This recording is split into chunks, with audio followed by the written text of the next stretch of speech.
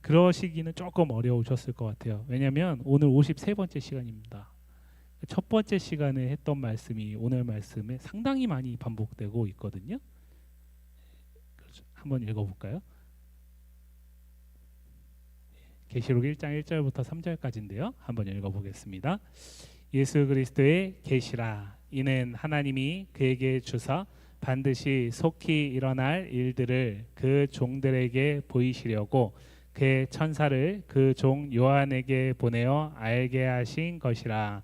요한은 하나님의 말씀과 예수 그리스도의 증거 곧 자기가 본 것을 다 증언하였느니라.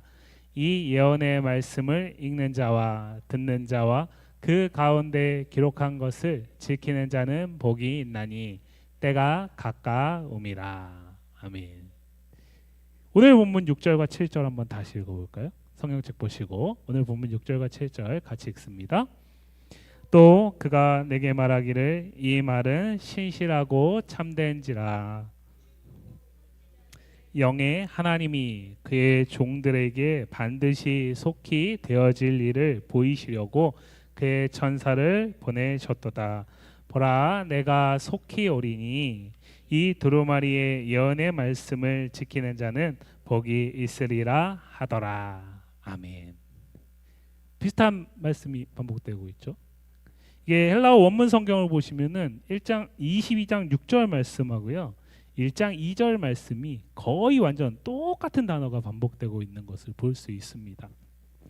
몇 번 말씀드렸고 우리가 아마 기억하실 텐데요. 성경에 이런 기록 문학적인 기법이 있습니다. 그게 무엇이냐면 앞과 뒤에 같은 내용을 넣고 그 가운데에 핵심적인 내용을 담는 거예요. 그래서 이 핵심적인 내용이 앞과 뒤로 인해서 의미가 갖게 되는 샌드위치 기법이라고도 하는 그런 기법이 있습니다. 무슨 얘기냐면 요한계시록 전체를 중구난방으로 사도 요한이 기록한 것이 아니라 분명한 이 글로써 기록된 문학적인 특성을 가지고서 의미를 부여했다라는 사실이에요. 그런데 이 1장 1절부터 3절 서론 부분에 나오는 내용과 오늘 본문에 나오는 이 결론 부분에 나오는 내용은 똑같은 것도 있지만 다른 것도 있습니다.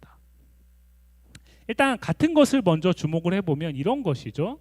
1장 1절에서 이런 말씀을 하고 있어요. 죄송합니다. 1장 1절에서 예수 그리스도의 계시다라는 말로 시작을 합니다.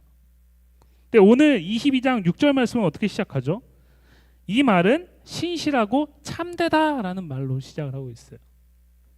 이것은 무엇이냐면 이 지금부터 요한계시록을 시작할 때 예수 그리스도의 계시라는 말을 통해서 이것은 어떤 인간 사도 요한이나 아니면 이 말씀 속에 사도 요한에게 메신저로 나타나는 천사들의 기록이 아니라 예수님의 당신이 행하실 일과 보이실 일을 기록한 것이다라는 사실을 선언하면서 시작을 했는데 우리가 52번에 걸쳐서 살펴본 요한계시록의 말씀이 참 기가 막히고 참 가슴이 탁탁 막히고 때로는 두려움과 공포를 자아내는 그냥 그림 그대로만 보면 그런 말씀이잖아요. 그러다 보니까 이 말씀을 마치 그냥 어떤 SF 영화인 것처럼 취급해버릴 수 있단 말이에요. 오늘 우리의 현실 속에서는 마치 상관없는 말씀처럼 받아들일 수 있단 말이죠. 그래서 사도 요한은 이 요한계시록을 마무리하면서 이 말씀은 신실하고 참되다라고 말을 하는 거예요. 1장 1절에서 예수 그리스도의 계시라는 말을 오늘 마무리 부분에서는 신실하고 참되신 오늘 설교 제목인 알파와 오메가 되시는 하나님 그리고 예수 그리스도의 신실하고 참되신 말씀이다라는 얘기를 하는 거죠. 여러분 우리가 살펴보진 않겠지만 1장에도 이 알파와 오메가가 소개가 되거든요. 그러니까 그것도 역시 앞과 뒤에서 똑같이 얘기하는 거예요. 이 알파와 오메가는 무엇을 이야기하는 것일까요? 이것은 하나님께서 절대 주권을 가지시고 오늘 13절 말씀에 나오는 처음과 마지막 시작과 마침을 주관하시는 분이시다라는 사실을 얘기를 하는 거죠. 그래서 우리가 요한계시록 뒷부분으로 오면서 지난주인가요? 살펴봤던 말씀 속에서 에덴 동산의 모습을 그대로 새 예루살렘 성의 한 강가로 가가지고 보여준 한 상 가운데 우리가 살펴봤습니다. 기억하시죠? 그죠?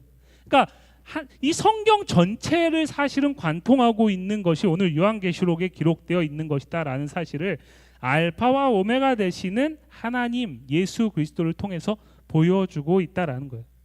나아가서 여러분 기억하시겠지만 소아시아를 향한 7교회의 편지 가운데 언제나 어떻게 끝났죠? 귀 있는 자는 성령이 교회들에게 하시는 말씀을 들을지어다. 그러니까 이 편지는, 이 요한계시록은 사실은 삼위 하나님 그의 절대 주권 가운데 절대 섭리 속에서 기록된 보내어진 말씀이다라는 사실을 분명히 하고 있는 거죠. 그런데 오늘 특별히 22장 6절에서 신실하고 참되다라는 말을 하는 이유는 무엇일까요? 이것은 반드시 이루어진다라는 거예요. 반드시 이루어진다라는 거예요. 우리가 52번에 걸쳐서 살펴봤던 그 말씀들, 아니 근자에 요한계시록 17장부터 살폈던 그 마지막 때에 임박했을 때 나타나는 그 모습들이 반드시 이루어진다라는 거예요. 그 사실을 다시 한번 강조하면서 마무리하고 있습니다. 여러분, 이 말씀은 안타깝게도 우리에게 중요한, 우리가 그동안 놓쳐왔던 부분들에 대해서 도전을 하고 있어요. 돌아보게 하고 있습니다. 여러분, 이 말씀이, 요한계시록 말씀이요, 반드시 이루어진다라는 거죠. 그러면은 이 말씀을 우리가, 성도와 교회가 반드시 붙들어야 하는 말씀인 거예요. 그런데 우리가 상대적으로 한 손을 놓으려고 했던 말씀이라는 거죠. 그러다 보니까 이 말씀을 누가 가져가 버렸어요? 이단들이 가져가 버렸어요. 요한계시록 첫 시간에 그런 말씀을 드렸잖아요. 목사님과 저희 교역자들이 이 수요예배 시간에 주제넘게 요한계시록 강해를 하려고 했던 이유가 무엇이냐?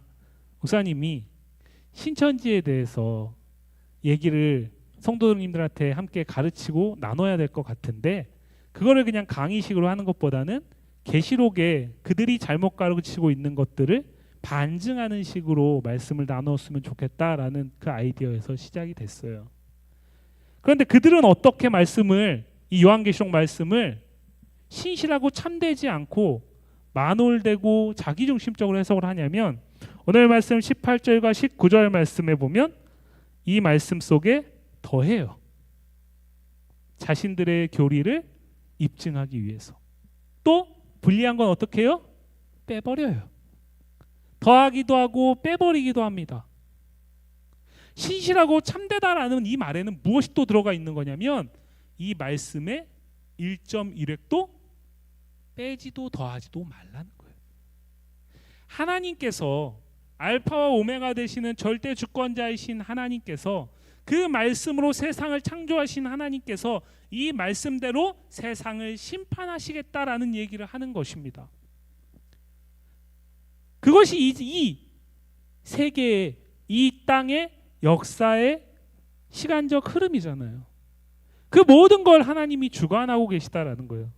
그 주관자 되신 하나님이 예수 그리스도를 통해서 이 마지막을 다시 오심을 통해 이루시겠다라는 약속을 하면서 마무리가 되는 거죠. 그리고 이 말씀 속에서 잘 보면 우리가 읽었던 이 결론부에는 소아시아 7교회에서 각각 교회에 이기는 자들에게 약속하신 것들이 다시 등장하고 있어요. 가령 에베소 교회에 이기는 자들에게는 무엇을 약속하셨었죠? 혹시 기억하실까요? 에베소서 우리 2장, 아니, 요한계시록 2장으로 한번 잠깐 가볼까요? 요한계시록 2장 성경책으로 한번 보겠습니다.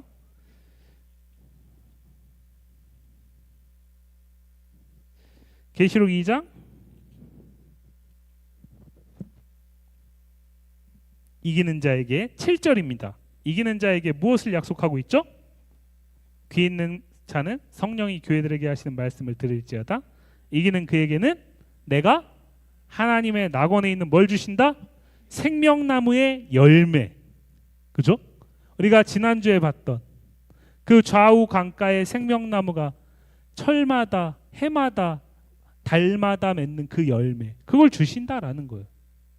그러니까 이것은 결국 무엇입니까? 우리가 앞서 봤던 새 예루살렘의 핵심은 무엇이에요? 그곳에서 그 어떤 물리적인 것이 아니라 그곳에 임재하시고 그곳에 친히 성전이 되시는 어린 양 예수 그리스도잖아요. 그죠? 그러니까 이 약속들은 다 무엇입니까? 예수 그리스도를 주시겠다라는 거예요. 특별히 2장 몇 절일까요? 2장 28절.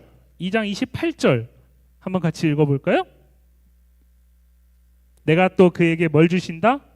새벽별을 주신다.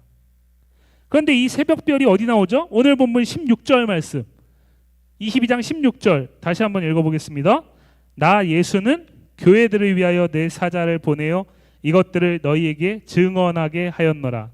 나는 다윗의 뿌리요 자손이니 곧 광명한 새벽별이라 하시더라. 그러니까 두아디라 교회에 약속하신 그 새벽별도 무엇입니까? 예수님이에요. 예수님이에요. 여러분, 소아시아 7교회에 이기는 자에게 약속하신 모든 것은 다 무엇이냐? 예수님이에요. 예수님을 주시겠다라는 거예요. 예수님을 주신다라는 게 무슨 의미일까요? 예수님이 함께 하신다라는 의미도 있지만 그의 승리를 그들에게 주시겠다라는 거예요. 예수님의 그 십자가의 승리가 그들의 승리가 되게 하시겠다라는 거예요. 그렇기 때문에 우리가 힘써 싸워서 막 힘있게 우리가 앞장서서 물리적으로 다투고 싸워서 이기는 게 아니라 그 예수님을 주시겠다라는 약속을 붙들고 그를 신뢰하면서 그의 길을 걸어가면 우리에게 그 끝에서 무엇이 있다? 승리가 있다라는 거예요. 그 예수님을 주시겠다라는 거예요. 여러분, 이 예수님이 이미 우리에게 주어진 줄 믿습니다. 교회의 승리가 무엇일까요? 여러분, 교회의 승리는요, 세상 가운데서 많은 사람들 가운데 높아지는 게 아닙니다. 세상 바벨론과 같은 세상 속에서 그 바벨론의 방법으로 그들을 코 납작하게 누르는 게 아니에요.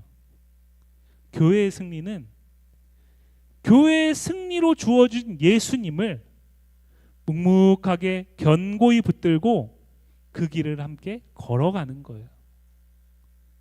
그래서 이기는 자들과 함께 걸어가라는 주제로 우리가 요한계시록 말씀을 살피고 있는 겁니다.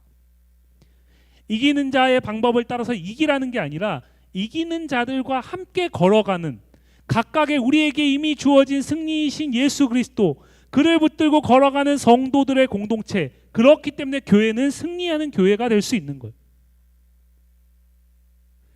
그 승리를 세상 사람들은 승리라 말하지 않아요. 그렇기 때문에 우리가 요한계시록 본문 안에서 그 승리라 말하지 않는 세상 사람들의 승리를 추구하고 타협하고 합리화하고 우상 숭배하는 자들을 향한 진노가 있다라는 사실을 중간에 우리가 6장부터 계속해서 사실은 살핀 거죠. 20장까지요. 그것이 우리를 막 심장을 뛰게 하고 막 눈을 흔들게 하고 막 이렇게 했던 거예요. 오장육부가 막 떨릴 만큼의 그런 두려움을 안기는 장면들.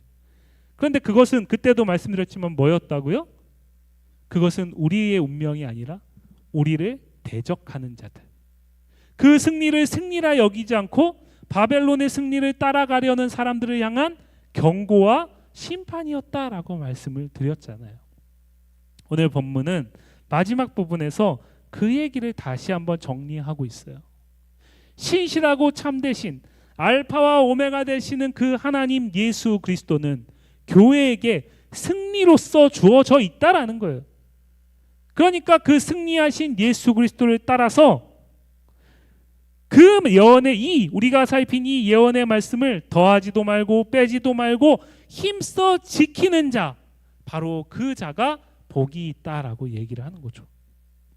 아까 우리가 앞서서 살폈던 1장 3절 말씀 속에서는 말씀을 듣고 읽고 지키는 자가 복이 있다 그랬어요. 그런데 오늘 22장 6절 7절 말씀에서는 이 두루마리의 예언을 말씀을 지키는 자가 복이 있다 그랬습니다. 차이가 있죠. 왜 그럴까요?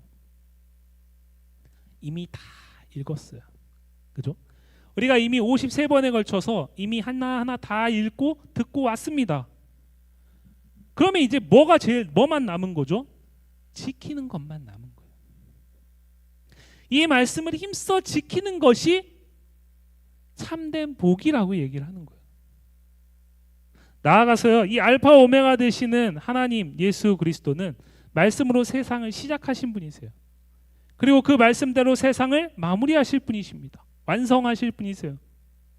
그 하나님의 말씀을, 그의 신실하심을 의지하면서 지키라고 촉구하는 겁니다. 마지막 때가 가까이 올수록 그것이 어려우니까요. 제가 숙제 아닌 숙제를 하나 드리려고 해요. 이제 다음 주에 목사님이 요한계시록을 마무리하시게 될 텐데, 성경을 한 자리에서 통으로 쭉 읽는 게 정말 유익됩니다. 매일매일 읽는 것도 좋지만 시간을 내서 한 장소에서 가령 요한계시록 1장부터 22장까지를 한 자리에서 그 시간에 쭉 독파하는 게 되게 유익돼요.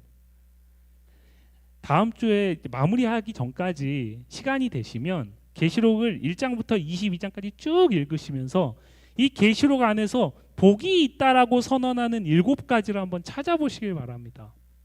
처음이 읽고 듣고 지키는 자예요. 오늘 본문에 2가지가 나옵니다. 하나가 무엇이냐면 말씀을 지키는 자 7절입니다. 또 하나가 무엇이냐 14절이에요. 자기 두루마기를 빠는 자. 그들에게 복이 있다라고 얘기를 해요. 그러니까 요한계시록 안에서 복이 있는 자에 대해서 7가지로 설명이 되어 있는데, 그것이 중심부에서 과연 이 말씀을 지키는 자가 누구냐, 말씀을 지킨다라는 게 무슨 의미냐, 그게 그 7가지를 정리하는 가운데 확인되셔요. 결론부터 말씀드리면 그것은 믿음으로 인내하는 자예요. 믿음으로 인내하며 견디는 자입니다. 그것을 한번 찾아보시면서 쭉 한번 읽어보시기를 바랍니다. 오늘 14절 말씀에 자기 두루마기를 빠는 자들은 복이 있다라고 그랬어요. 여기서 말하는 자기 두루마기를 빤다라는 것은 표면적으로 얘기하면은 자기 자신을 스스로 깨끗하게 하는 것처럼 느껴집니다. 전혀 없다라고 말할 수는 없어요. 그런데 이 말은 우리가 이미 살핀 계시록 7장 14절 말씀과 연관이 돼요. 한번 같이 읽어볼까요? 내가 말하기를 내 주여 당신이 아시나이다 하니 그가 나에게 이르되 이는 큰 환난에서 나오는 자들인데 어린 양의 피에 그 옷을 씻어 희게 하였느니라. 이 요한계시록 7장의 전반부에 하나님의 인치심을 받은 14만 4천이 등장하거든요. 그리고 7장의 후반부에 바로 그 사람들이 누구냐? 어린 양의 피에 그 옷을 씻어 희게 된 자예요. 오늘 이 말씀이 본문 안에서 자기 두루마기를 빠는 자들이 복이 있다라는 말씀과 연관이 됩니다. 계시록 3장에 보면 사대교회가 나와요. 우리가 이미 살폈죠? 사대교회에 보면 사대교회를 향한 작은 칭찬이 하나 있어요. 라오디게아 교회는 칭찬을 1도 못 받습니다. 근데 사대교회는 작은 칭찬을 하다 받아요. 그게 무엇이냐? 너희 가운데 옷을 더럽히지 않은 극소수가 있다라고 얘기를 해요. 그게 이겁니다. 그리고 그게 오늘 본문 말씀 속에 자기 두루마기를 빠는 자들이 복이 있다라는 선언과 연관이 되는 거예요. 여러분, 그건 이것은 무엇입니까? 먼저 예수 그리스도의 십자가의 보혈의 피가 하나님의 알파와 오메가 되시는 하나님의 절대 주권 가운데 부어져서 그 죄가 씻김을 받은 자가 전제가 되는 거죠. 그리고 그 다음이 무엇입니까? 그렇게 씻김을 받은 자로서 흰 옷에 그 씻김을 받은 옷에 합당한 거룩한 삶을 살아내는 자를 포함하는 거예요. 여러분, 오늘 요한계시록의 이 마지막 말씀은 특별히 우리가 오해하고 또는 가볍게 여기고 있는 중요한 부분을 다시 한번 건드리고 있어요. 여러분, 믿음이 먼저입니까? 행위가 먼저입니까? 구원은 믿음으로 받는 건가요? 행위로 받는 건가요? 당연히 믿음으로 받는 겁니다. 그런데 그 믿음은 행위와 동떨어질 수 없어요. 오늘 본문 뭐라고 얘기를 하죠? 그분이 다시 오셔서 12절에 보면 행한 대로 각 사람에게 갚으신다. 이것은 요한계시록에만 나오는 게 아니에요. 복음서에서 예수님도 그 행위대로 갚으신다라고 얘기를 해요. 마태복음 25장에 보면 주님의 심판의 3가지 기준이 나오잖아요. 하나는 믿음이고요. 하나는 충성이고 하나는 사랑입니다. 이거 다 행위와 연관돼 있어요. 10처녀 중에 기름을 준비하지 않은 5처녀의 행위는 심판을 받아요. 5달란트, 2달란트, 1달란트를 나눠주고 그것을 묻어놓은 1달란트를 묻어놓은 사람의 행위는 심판을 받습니다. 오른편과 왼편으로 나눠진 사람들의 기준은 무엇이에요? 행위입니다. 행위가 믿음과 동떨어지지 않아요. 여러분 잘 생각해 보시길 바라요. 저와 여러분의 믿음이 무엇을 바꾸어 놓습니까? 우리의 삶의 행동을 바꿔놔요. 우리의 생각을 변화시킵니다. 그죠? 하나님의 은혜 가운데 우리에게 믿음이 주어졌을 때 그 믿음은 반드시 행위로 나타나게 되어 있어요. 열매로 드러나게 되어 있다는 얘기를 하는 겁니다. 그래서 그리스도의 십자가의 은혜 가운데서 그 옷이 씻김을 받은 자는 그걸로 끝나는 게 아니에요. 여기서 끝나면 구원파예요. 여기서 끝나면 이단적 가르침으로 나아갈 수밖에 없어요. 그것은 무엇을 위한 거예요? 그 이후에 그 은혜를, 그 씻기신 은혜를 힘입어서 거룩한 매일매일 자기 두루마기를 씻는 삶을 살아가게 하는 능력이 되는 거죠. 오늘 본문은 14절에서 그 얘기를 하면서 그런 자들은 어떤 특권이 있다라고 하죠? 생명나무에 나아가서 문들을 통하여 성, 예루살렘 성, 하늘에서 내려온 그 예루살렘 성에 들어갈 권세를 받게 된다라고 약속하고 있어요. 반면에 15절 보면은 그 성 밖에 있는 사람들을 이야기를 하죠. 이들 역시도 우리가 계시록에서 살폈던 거짓에 동참하고 거짓을 유통하고 거짓을 자신의 유익으로 삼는 사람들을 얘기하는 거예요. 큰 성 바벨론에 속한 사람들, 큰 음료와 함께 그 음행의 포도주에 취해버리는 사람들을 얘기를 하는 겁니다. 여러분 근데 11절 말씀을 보면 조금 이해가 안 가시는 말씀이 될 수 있는데 11절 한번 읽어볼까요? 오늘 22장 11절 같이 읽습니다.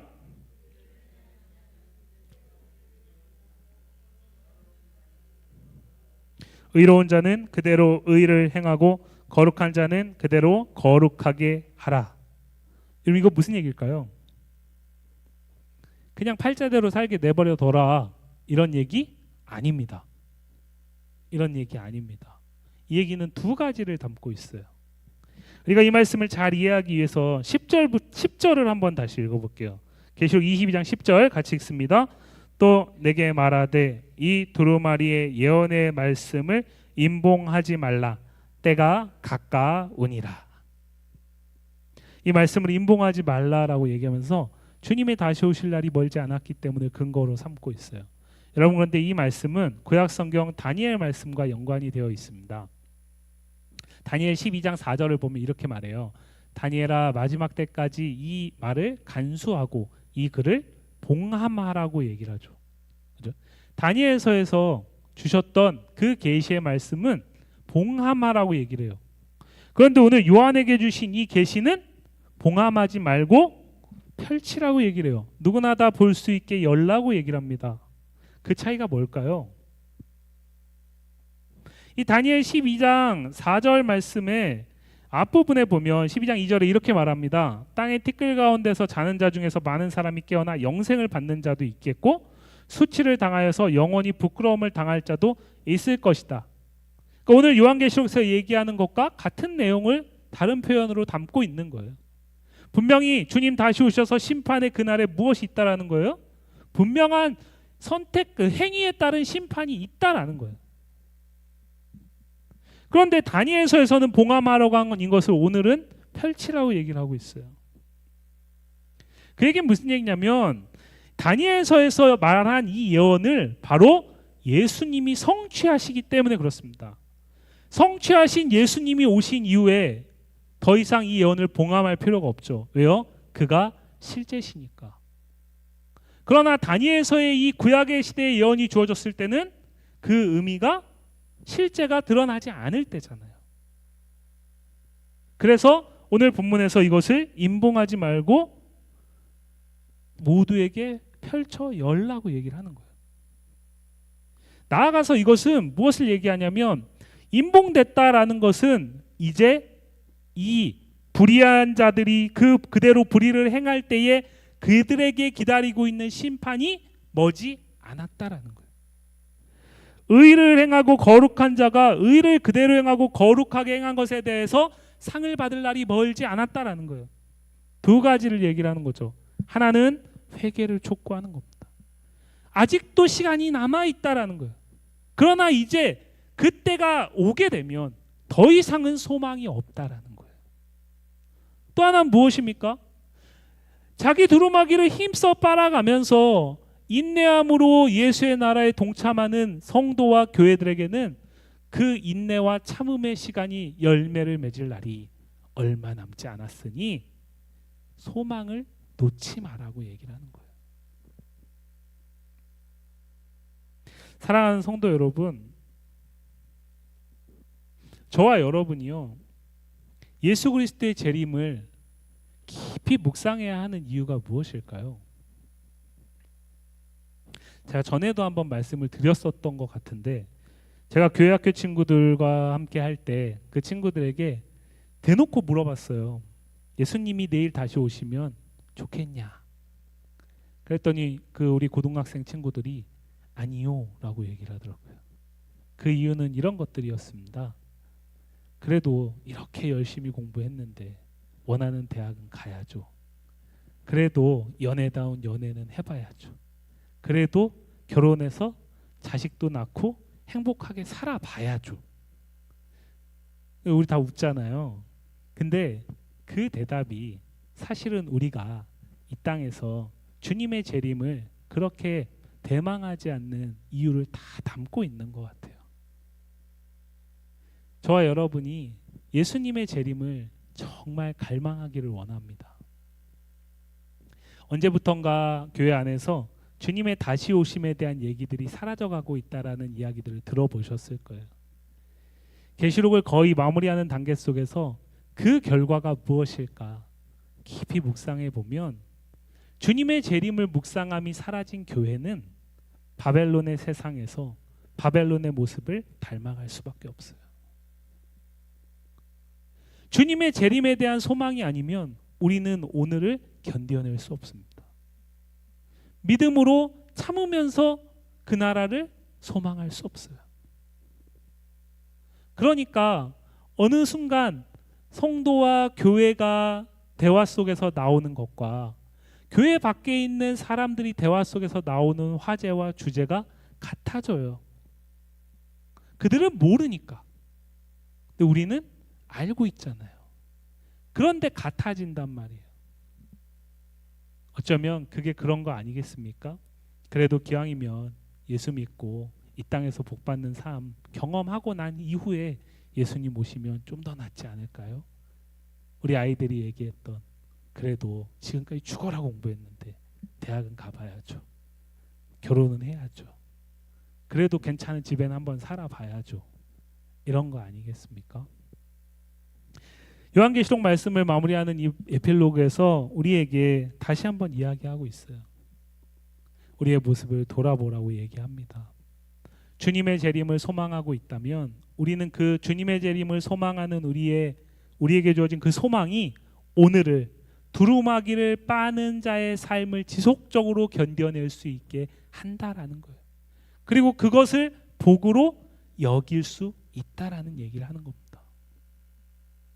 나아가서요, 오늘 보면 17절 이하에서는 이렇게 얘기를 합니다. 17절 한번 마지막으로 같이 읽어볼까요?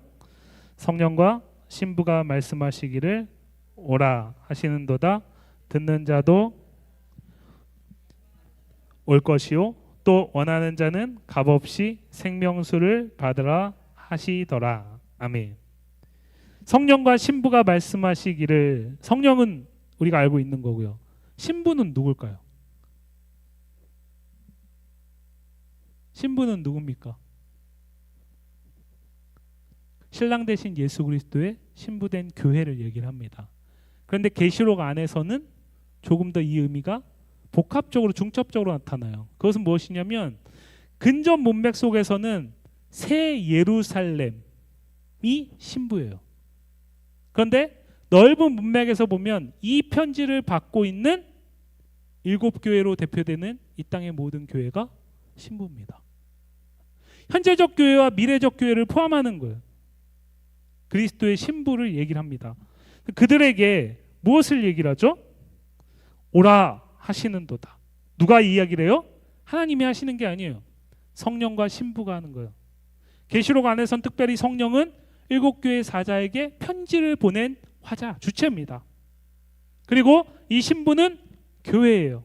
새 예루살렘 성의 소망을 붙들고 오늘 이 땅에서 연약하지만 그리스도의 신부로서 순결함을 지켜내기 위해서 참고 견디고 있는 교회를 얘기를 합니다. 그들이 뭐라고 얘기를 하죠? 오라. 듣는 자도 오라. 목마른 자도 오라. 또 원하는 자는 값없이 생명수를 받으라. 무슨 얘기입니까? 이들은 이제 너네는 그렇게 될 거고 우리는 이제 이러한 소망이 기다리고 있으니까 그래 한번 지켜보자. 이게 아니라는 거예요. 이 예수 그리스도의 재림의 소망으로 오늘 복된 자의 삶을 살아가는 성도와 교회에게 주어진 사명이 있다라는 거예요. 그것이 무엇이냐? 바로 이 예언을 읽게 하는 거예요. 듣게 하는 거예요. 보여주는 거예요. 어떻게요? 지키는 삶을 통해서. 마지막까지 우리의 삶은 복음 전파와 연결이 되어 있어요.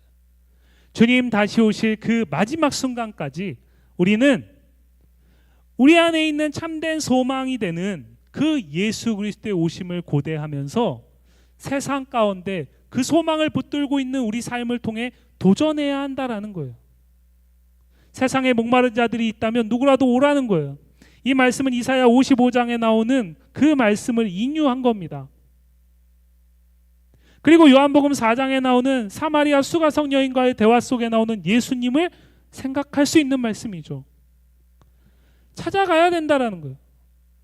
우리는 이 소망을 붙들고 이단들처럼 자신들의 어떤 팔을 이루면서 사는 것이 아니라 바벨론과 같은 세상으로 나아가서 그곳에서 바벨론과 다른 삶의 방식으로 우리 안에 있는 소망의 근거가 되는 예수 그리스도, 그를 보여주고 그가 다시 오실 것을 함께 꿈꾸게 만들어야 될 사람들이라는 얘기를 하는 겁니다.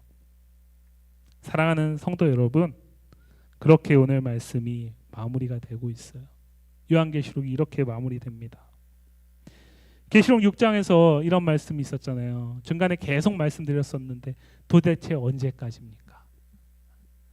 도대체 언제까지 우리가 이 믿음 때문에 고통당하고 언제까지 견뎌내야 합니까? 이렇게 죽어가는 저 사람들은 어느 때까지 이 억울함을 감당해야 됩니까?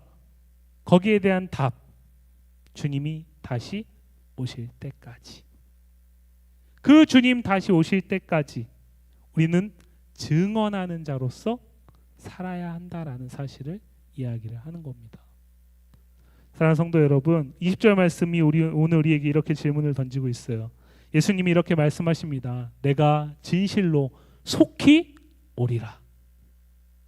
이 말씀하신 지 2000년이 넘었어요.